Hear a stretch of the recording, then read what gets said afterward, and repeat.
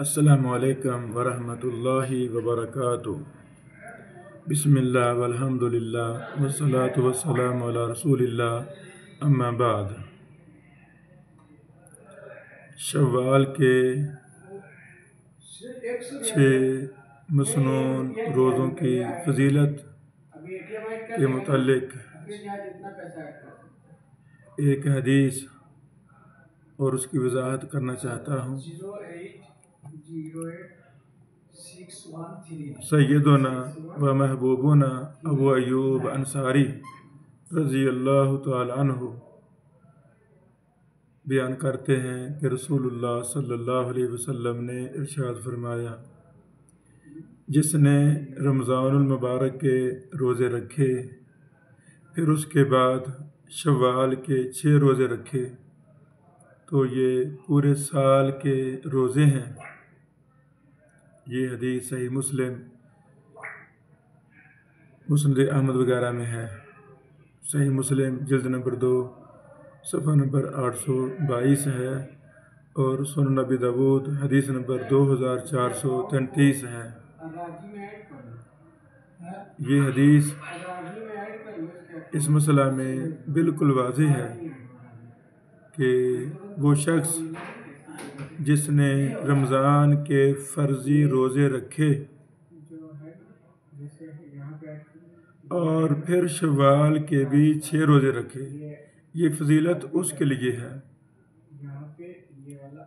وہ شخص جس نے رمضان کے روزے تو رکھے نہیں، فرضی روزوں کا احترام نہیں کیا، روزے رکھے ہی نہیں، وہ یہ 6 روزے رکھے شوال میں، اس کو یہ فضیلت نہیں ملے گی۔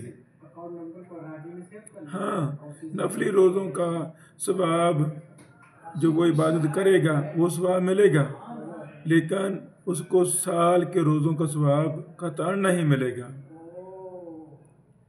تیسری بات، جس شخص سے سفر کی وجہ سے یا بیماری کی وجہ سے یا کسی بھی شرعی عذر کی وجہ سے رمضان کے روزے چھوٹ گئے ہیں، یا خواتین کے خاص ایام کی وجہ سے روزے چھوٹ گئے ہیں، اگر وہ پہلے رمضان کے روزوں کی قضائی دے لیں شوال کے مہینے میں اور پھر شوال کے روزے رکھیں تو بہت اچھا ہے، بہت اچھا ہے۔ لیکن اگر وہ چاہتے ہیں کہ نہیں، ہم فرضی روزوں کی قضائی بعد میں دے لیں گے، کسی ٹھنڈے موسم میں یا آگے چھٹیوں کے ایام میں ہم دے لیں گے قضائی، اور شوال کے روزے ابھی رکھ لیں تو یہ بھی ٹھیک ہے، کوئی حرج نہیں ہے۔ یعنی یہ دونوں صورتیں، ان میں کوئی مسئلہ نہیں ہے۔ اللہ تعالی ہمیں ان روزوں کی حفاظت کرنے کی، پابندی کرنے کی توفیق دے، اور اس مبارک سنت کو، یہ نفلی عبادت ہے شوال کے 6 روزوں کی، جن لوگوں نے اللہ کی رضا کے لیے رمضان کے اندر روزوں کو رکھا ہے، وہ جلدی کریں، کوشش کر کے شوال کے 6 روزے بھی رکھیں۔